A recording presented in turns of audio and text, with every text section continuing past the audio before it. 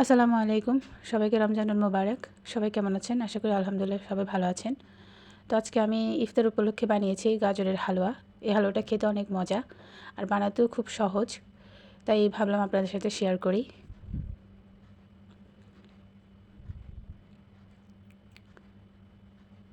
তো এখানে আমি 1 কেজি পরিমাণ গাজর নিয়ে নিয়েছি। তো গাজরগুলো ভালোভাবে ধুয়ে নিয়েছি। তো আমি গাজরগুলো খোসা ছাড়িয়ে নিচ্ছি।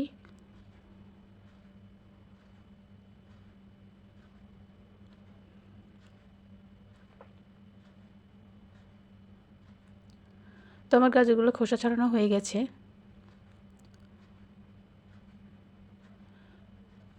তো গাজরগুলো আমি একটা গ্রেট মেশিন দিয়ে গ্রেট করে নিচ্ছি।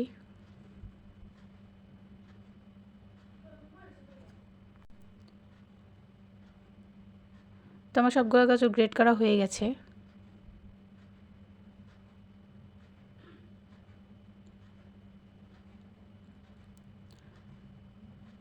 তো আমি একটা প্যানে 3 টেবিল চামচের মতন ঘি দিয়ে দিচ্ছি।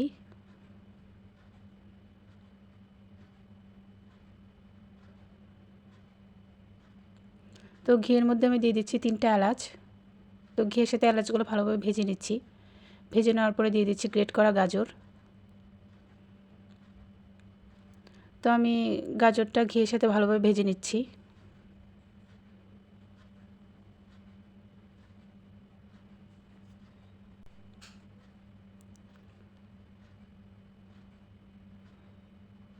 তো আমি এখানে দিয়ে দিচ্ছি পরিমাণ মতো লবণ।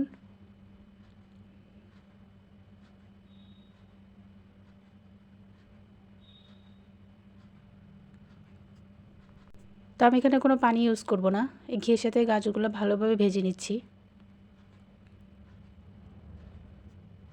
তো এখানে আমি দিয়ে দিচ্ছি 1 কাপ পরিমাণ মতন লিকুইড দুধ। তো লিকুইড দুধ দিয়ে আমি গাজরগুলো আবার ভালোভাবে ভেজে নিচ্ছি। এই লিকুইড দুধটা দিয়ে গাজরটা মোটামুটি সেদ্ধ হয়ে যাবে। তো এখানে কোনো পানি ইউজ করা লাগবে না।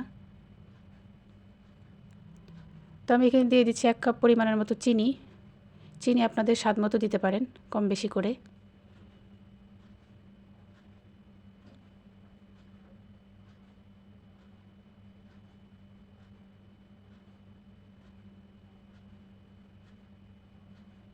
তো আমি এখানে গাজরটা ঢেকে দিচ্ছি। তো গাজরের মধ্যে অনেকটা পরিমাণ পানি উঠেছে। এই পানি দিয়ে গাজরটা সিদ্ধ হয়ে যাবে।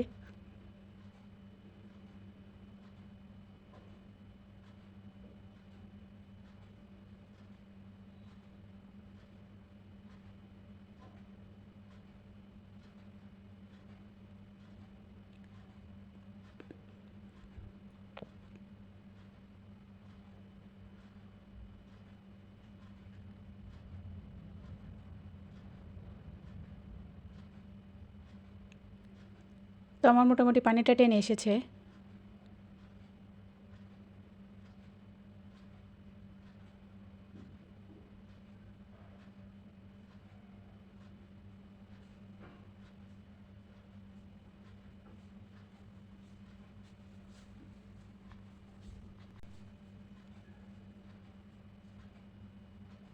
তো আমার গাজরের পানিটা শুকিয়ে গেছে। তো এখন আমি দিয়ে দিচ্ছি এখানে 3-4 টেবিল চামচের মতন গুঁড়া দুধ। গুঁড়া দুধ দিয়ে আবার ভালোভাবে নেড়ে দিচ্ছি।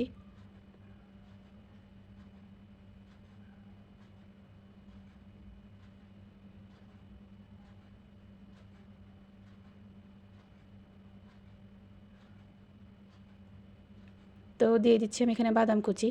তো আমি এখানে চীনা বাদামটাই দিয়েছি।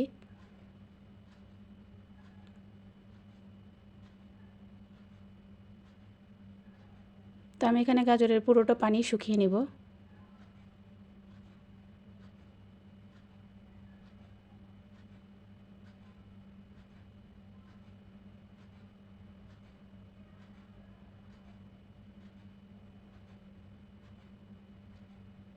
তো আমার গাজরের মধ্যে পুরোটা পানি শুকিয়ে গেছে।